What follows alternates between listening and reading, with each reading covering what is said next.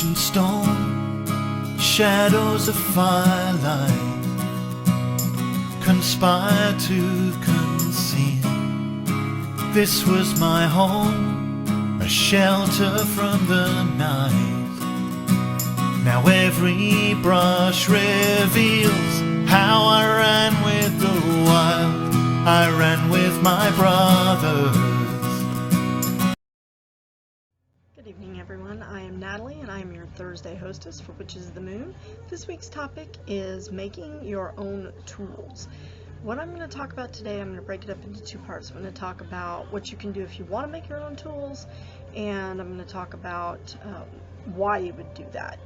So what I'm going to start out with is making your own tools is kind of an odd topic because really you don't need any tools at all to witch, so to speak, to cast. Everything you need is right in here. It's primarily your visualization in which you're sending out to the universe that accomplishes the goals that you want.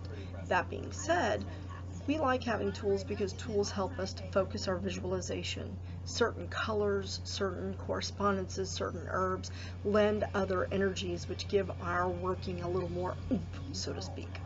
So that's the reason why we would use tools. Why would you make a tool, or what would be the benefit to making tools? Making your own tools means that you are imbuing your own energy into that tool. It is bonding you to that tool, which means that its working is going to be that much stronger for you. Making your own tools is really not very difficult, but if you're like me and you don't have a lot of artsy craftsy kind of skill, those tools may not necessarily be the prettiest of tools, but they will work. A lot of you have seen my shop, the Purple Broom Apothecary. I have a page on Facebook, and I have a store on Store MV. You've seen some of the work that I've done. It's gotten better over time in terms of some of the like bags and spell bags and things that I've made, some tarot bags and things like that. When it comes to making your tools, that's something that's very, very different, and there are going to be certain tools that you're not going to be able to make. For example, unless you are a blacksmith and you have a forge in your backyard, it's highly unlikely you're going to be making your own cauldron. So that would be something where you would want to buy the tool. I'm going to go into that in a little more depth in just a few minutes. Making your own tools does not have to be complicated. I'm going to show you some of the tools that I have made, or at least one of the tools that I have made, and talk about how I made that. Now, Dr. Raymond Buckland in Big Blue, which is the Complete Book of Witchcraft, gives you detailed information on how to make your own tools. He recommends that you make your own tools because, again, it imbues it with your energy and bonds that to you, which is going to give it more oomph. Now, Raven Gramasi in the Witch's Craft also gives you good tips for making some of your own tools, primarily scrying tools and things like that. It does not have to be difficult. So in a minute, I'm going to show you some of the tools that we're back, and I'm going to show you some of the tools that I have made. Now, this tool does not look like much, but this is a wand that I made for myself some time ago.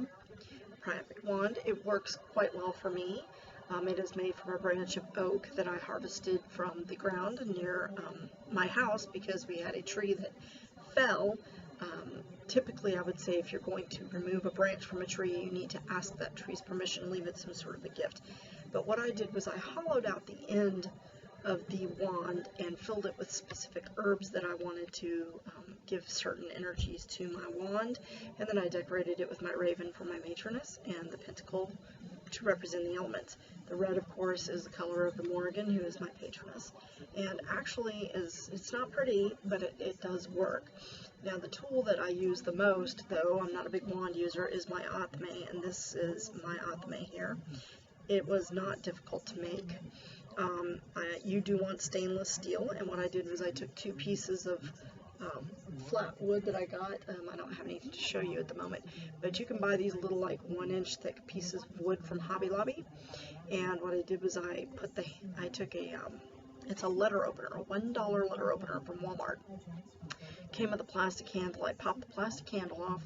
I laid the letter opener flat on one of the pieces of paper and drew an image of it. In fact, you can still kind of see it there. And then I took a hand tool and started carving it out. And I carved it out until the blade would lay flat against it. Then I placed the other piece of wood over it and wood glued it together with Gorilla Glue. then what I did was I started kind of trying to carve a little handle.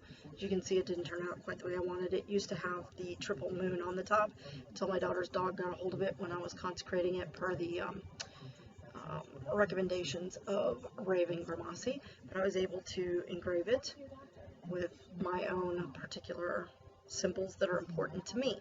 It ain't pretty, but it's darn tootin' effective, I can promise you that. Okay, so making your own tools, again, doesn't have to be difficult. With a little bit of creativity and some planning out, you can make most of your own tools that you use. Like I said, you could even make your own altar table. And in fact, Home Depot has a kit if you are big on the idea that you don't want metal because you don't want it interfering with the energy you're raising when you're working around your altar. They have a kit that you can buy where you can either buy the table and put it together each time, which is what I have to do, but they also have a kit where you can basically, if you have the tools, you can cut the wood yourself and make the table, which slides together so that there is no metal. I don't have the tools for that, I don't have the skill for that, so I got the pieces and I put the table together. Again, don't doubt yourself. Be creative. What you really need is right here. So plan it out, decide what you need, and pick materials that you can connect with. That's the best advice I can give you on making your own tools. Get some books on tools and how to make your own tools. There's several out there. Llewellyns.com has several. Again, Raven Grimassi and Dr. Buckland all have excellent recommendations. And work with what you can.